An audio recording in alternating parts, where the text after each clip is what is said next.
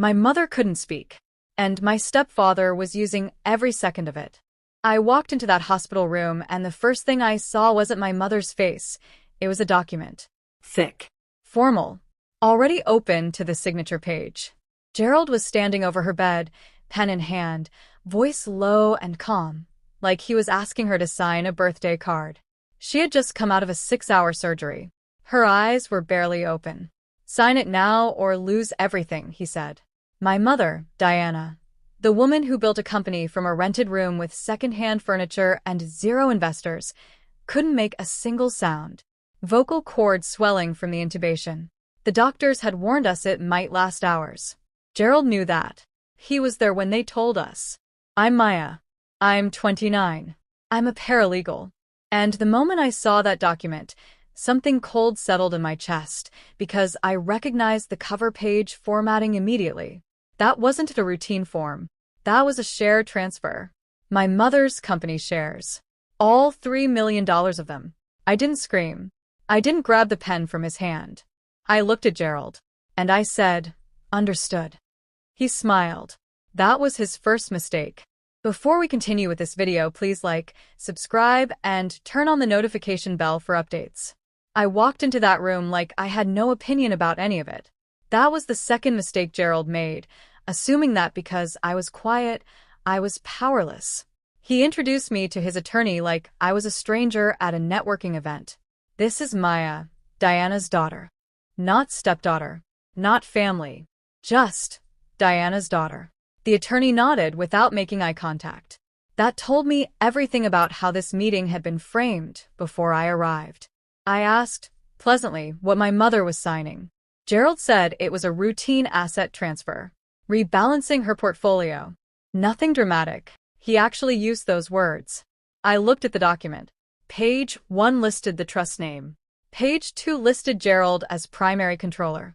Page 3 was the signature block. Already tabbed, already flagged, already waiting.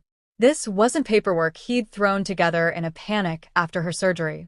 This was prepared. And then I looked at my mother. She was watching me. Not Gerald.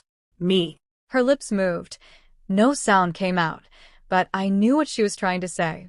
She was scared. I squeezed her hand once, smiled at Gerald, stepped aside, and while he guided her hand to that signature line, I raised my phone and photographed every single page. I didn't stop the signing, because stopping it wasn't the move. The moment that pen lifted off the page, I slipped into the hallway and called Priya, Diana's corporate secretary, 18 years with the company, someone Gerald had always treated like furniture. I asked her one question. Has Gerald ever appeared on any shareholder register? Any filing, any date, any capacity?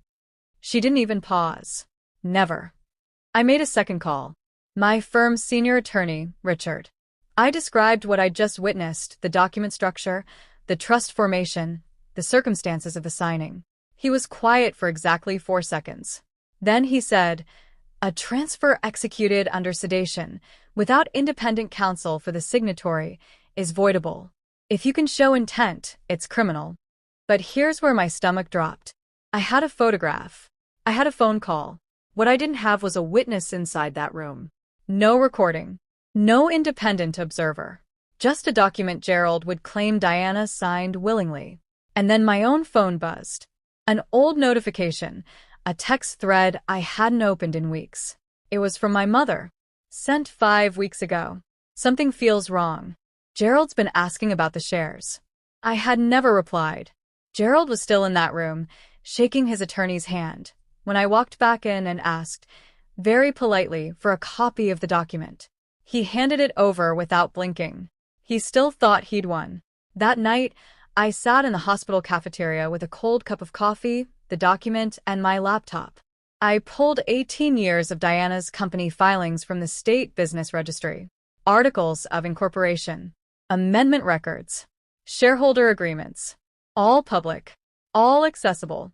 Gerald had never bothered to read any of them, because men like Gerald assume the details belong to other people. I found it on page 4 of the transfer document. The trust formation date. 11 months ago. Gerald had built the legal structure for this transfer almost a full year before my mother's surgery. This wasn't a man seizing an opportunity. This was a man who had been waiting for one, or planning to create one. I called Priya a second time.